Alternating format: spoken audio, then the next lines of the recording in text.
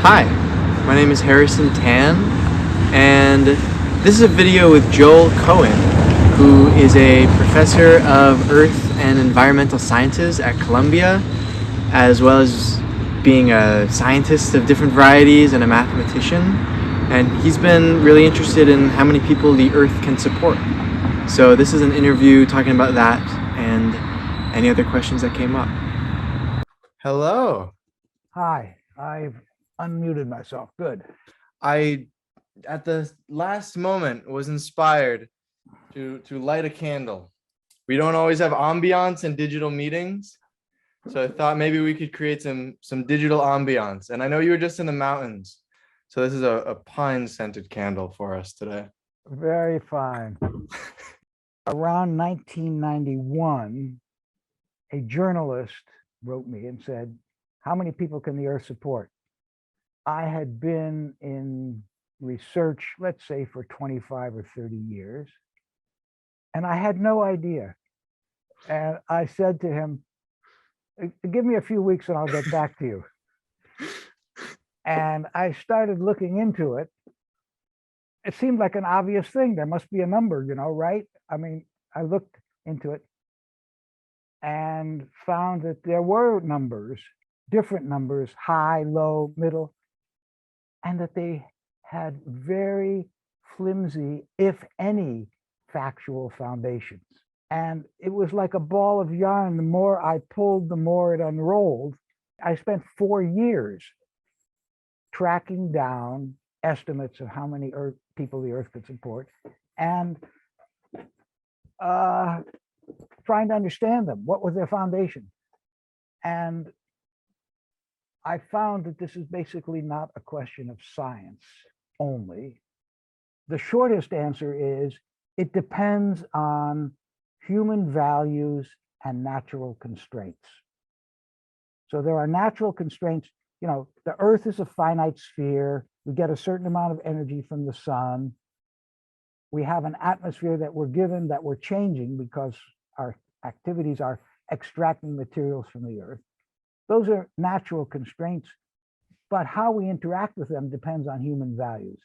And those are embodied in our economies, in the profit motive, in the materialist versus non-materialist orientation, in whether we agree to trade with one another.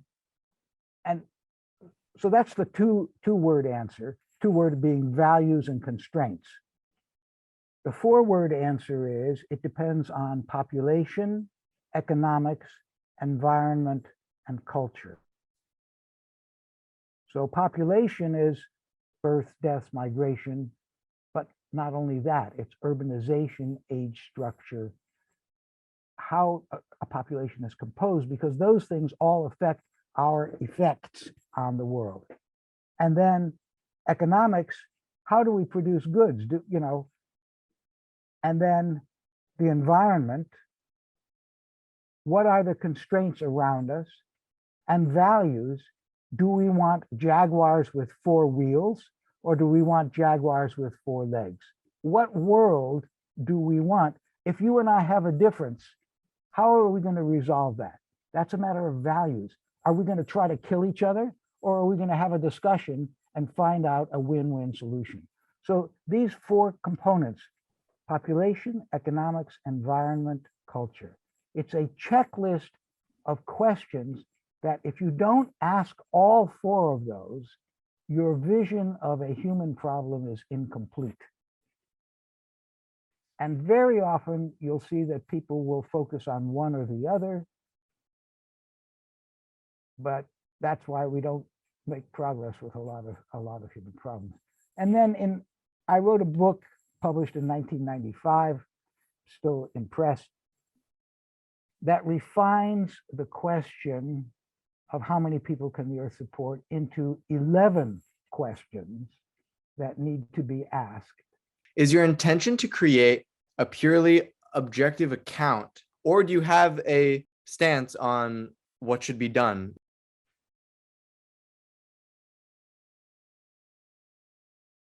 Both. What is your stance on what should be done? Instead of aiming for simplicity, I think we should recognize the difficulty of these problems. And instead of insisting on perfect solutions, I think we should go for incremental improvements when it's transparent what would be better than what we're doing. That is both a substantive position and a cultural position in your dichotomy that you just proposed. Because I've had the privilege of being an academic most of my life, I feel an obligation to share my best understanding of the problems I've been thinking about for decades. So that's on the cultural side. If other people can understand, it's part of education. That's my contribution to the resource, okay? And so I'm trying to convey what I know. But I think there are things we can do beyond that. But I think seatbelts are a very good idea. Some people see them as a constraint on their freedom, but I think they're a very good idea. I think guns should be manufactured with safety locks that only certain individuals licensed can release. I mean, there are so many simple little things that we could be doing that we're not doing. In the sphere of education, I have some ideas that people will not all be comfortable with. I think children deserve an understanding of how their own bodies work. And that includes their organ systems and their minds, because minds are part of their bodies. And they should learn what sex is and how it works, what the consequences of it are, what can go wrong, what can go right, why it is so important in human experience. It should not be hidden. It should be understood, just like people should understand how to drive safely and how to handle a weapon safely. We owe it to young people to educate them on these things, and we're not doing it. So those are some of my thoughts. Wow.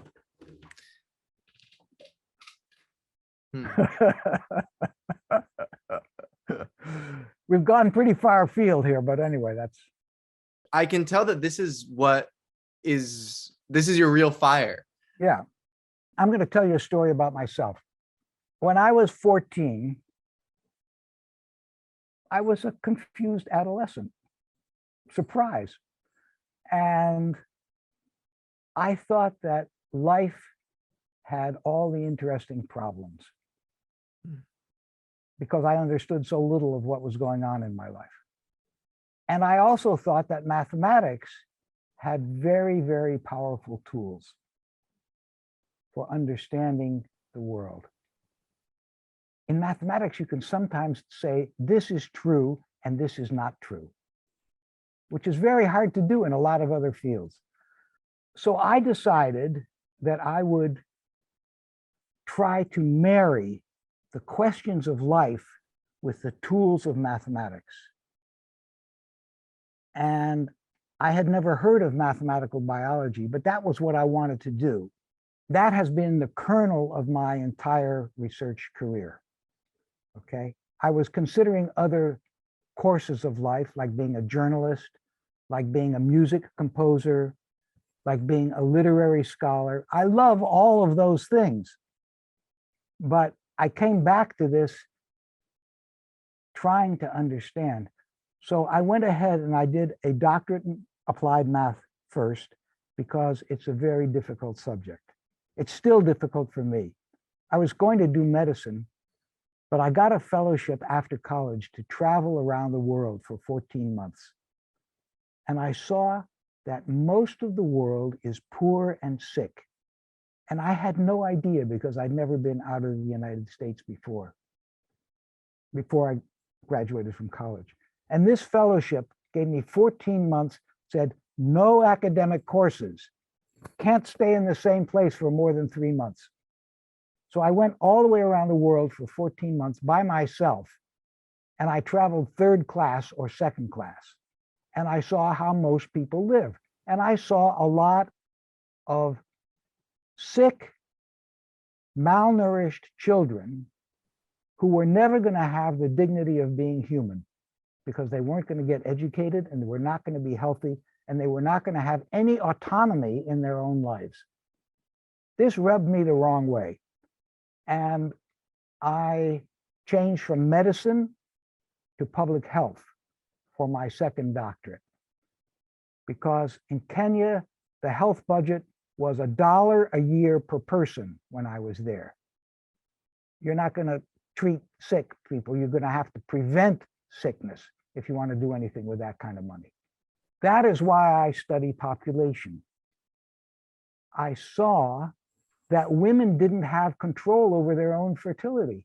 They were not in a position to decide, am I going to have another baby?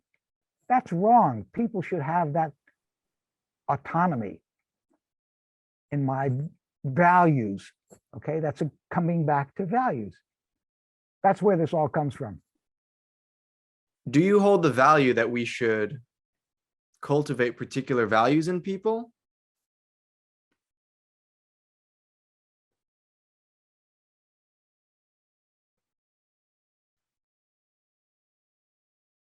Probably. For example, I hold the value that it's in my interest for you to have the competence to make informed judgments about your values. There are different hierarchies of values. Do you believe that the mind and the body can both be modeled with mathematics? Is there any way that we can have a concrete foundation from which to build our values?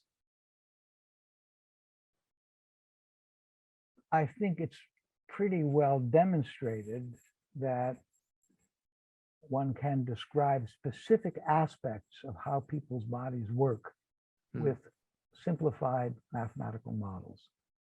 What goes on in the mind, I don't know, but I can talk about the behavior that comes out of the mind. That one can describe in mathematical language with some success. Let me tie that back to population. So one of the things that really blew me away when I was an undergraduate was learning that there's a certain thing called a projection matrix, which is an array of numbers that has age-specific birth rates, the fraction of people of a particular age who give birth, and age-specific survival rates, the fraction of people age 20 who survive to age 21, the fraction of people age 21 who survive to age 22. So birth rates and survival rates. You arrange these in something that mathematicians call a matrix. And lo and behold, this matrix has something called an eigenvalue. And when I first read this, I had no clue what that was, okay? And the eigenvalue tells you the growth rate of the population. It's miraculous. I was blown away. Well, it turns out a few years later, by the time I taught myself some linear algebra and understood what was going on, of course, the dominant eigenvalue of a non-negative matrix shows you the growth rate of that matrix. So no surprise.